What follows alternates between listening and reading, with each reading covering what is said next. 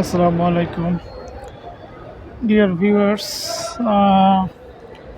Almost আপনার যেটা হলো যে আম ৭ ঘন্টার মতো ফ্লাই করে আমি জেদ্দা এয়ারপোর্টে নেমেছি এবং ইমিগ্রেশনে প্রচণ্ড পরিমাণ ভিড় ছিল। প্রায় ৫০০ লোক, ২টা-৩টা প্লেন নামার কারণে ৫০০ লোকের উপরে ভিড় হয়ে গিয়েছে এবং সেখান থেকে ইমিগ্রেশন অলমোস্ট ১-১.৫ ঘন্টা কমপ্লিট করে এখন এসেছি তাদের বাস স্ট্যান্ডে, যেখান থেকে বাস আমাদেরকে নিয়ে যাবে মক্কাতে, আল্লাহর রহমান রহিম আল্লাহর ঘরে। দেখেন প্রচুর পরিমাণ ভিড়, প্রচুর পরিমাণ ভিড় এখানে। হ্যাঁ, আপনারা দেখতে পারতেছেন এখানে প্রচুর পরিমাণ ভিড় আছে, আমার পেছনে প্রচুর পরিমাণ ভিড়। এখন আল্লাহ তাআলা মালিক, উনি জানেন কখন মক্কা পৌঁছাবো, কারণ আল্লাহ ভালো বলতে পারবেন।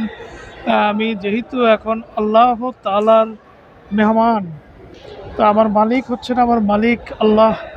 উনি আমার রিজিক দাতা, উনি আমার সমস্ত কিছুর মালিক। তো যাই হোক, আমি এখানে এসেছি ইতিমধ্যে। আমার একটু সমস্যা দেখা দিয়েছে আমার চোখে। আমার চোখটা, বাম চোখটা একটু দেখা যাচ্ছে একটু ফুলে গিয়েছে। জানি না কেন, একটা জার্নির কারণে হলো কিনা।